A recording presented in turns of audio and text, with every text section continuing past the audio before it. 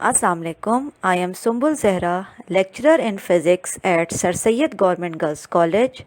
With the support and guidance of our very honorable and well esteemed principal, Professor Khalda Parveen, today I am continuing my lecture series of BCS Physics first semester course, which is on the topic of potential energy of spring.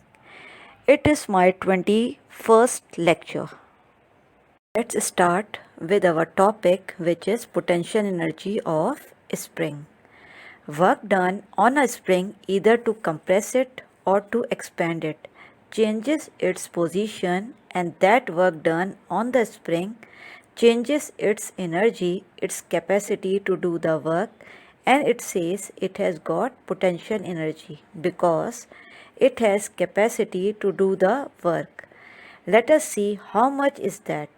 For that, first thing we have to see that whenever we compress the spring, we apply the force here, and suppose due to this force it is compressed up to displacement x. More is the force, more is the displacement x. Initially the force was 0 and a very small force is required to press it. More is the compression, more is the displacement, more is the force. So, force is directly proportional to displacement x. So, when we replace proportionality sign, F equals to kx, where k equals to F upon x. That is the force required to compress by unit length x, and k is called the spring constant. It depends upon the quality of the spring, how hard it is, what does it show. If x equals to 1, then F equals to k. The value of the spring constant is equal to the force required to compress the spring by the unit length. If we compress the spring by 1 meter, then whatever force is required is equal to force constant. So we get a relation between displacement and force, and this force is a variable force. If you put a bullet in the first case when the spring is already open, means it is not compressed, and leave the spring, this spring will not press this bullet.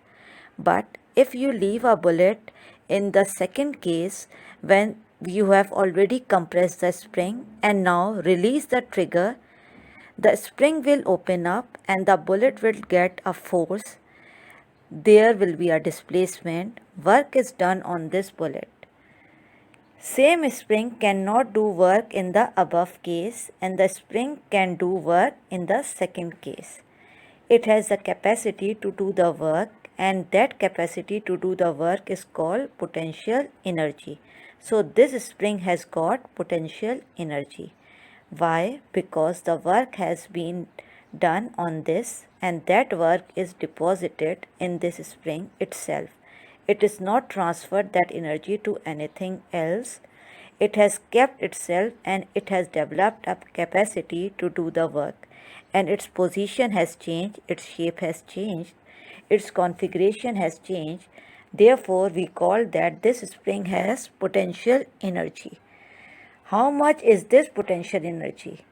Answer: the energy which is transferred. How do we know how much energy is transferred? Let's calculate how much work is done, because change in energy is equal to work done. So let us see how much work is done. So work done on the spring is equal to force into displacement. But the problem here is that this force is variable. Here the force was 0 and here the force has its maximum final value F. How much force we should take it? Answer is we should take middle of the force, that is half value or average value or mean value.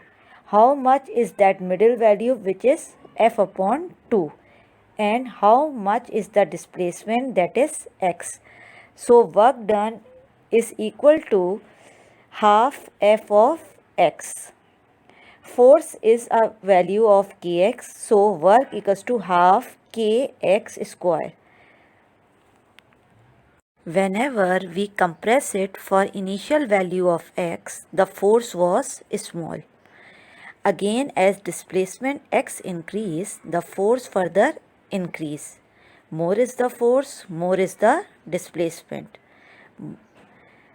Or more is the displacement, more is the force. That is what happens. Now we come to potential energy. When we apply force and there is a displacement, work is done. Force and displacement both are happening in the same direction. So work is being done. How work is done, energy changes from one body to another body. Might be happening the energy of the applying force body, the work is being done and that energy is being transferred to somewhere. Where? In the spring. Why in the spring? What is the proof? The proof is this spring is not able to move anywhere. This is the work done on the spring, that is average work, because force changes from 0 to F. How much is the nearer value, that is mean value? Mean value is equal to 0 plus 1 divided by 2 into F. So mean value is F upon 2. Some of the writers make it the calculus way.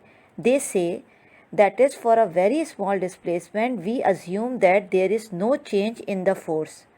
Therefore, in that case we can calculate a very small amount of work that is equal to F and a very small displacement dx. So, work done is equal to dw equals to F into dx. Then for total force and displacement x, dw equals to w. So total work done is, we have to integrate it from x equals to 0 to x equals to x. So total work done equals to integral x equals to 0 to x equals to x f dx, where putting the value of force which is kx, so work done equals to integral kx dx. So k is a constant, we have to take it out from the integral. So work done equals to k integral x equals to 0 to x equals to x dx. So work done equals to k x square upon 2. So work done equals to half k x square. So both are correct ways. So in both these cases you can use any of these derivation here, and what we have to remember is whenever the spring is compressed by a displacement x, it has energy in it, that is equal to half k x square. This is variable force. In case of MGH, when we are rising against gravity here, the force is constant, which is mg. Spring force is a variable force. So you have seen two examples, one with a constant force where mg was having the full value 1 mg into mg. But here the force is changing in case of spring from 0 to F, which is variable force. So you get the average value and that brings here half. So this is half k x square. What is k here? K is a force. So the value of potential energy of a spring, that is equal to half k x square, where k is a spring constant given by force into unit. So that's all for today. Thank you so much.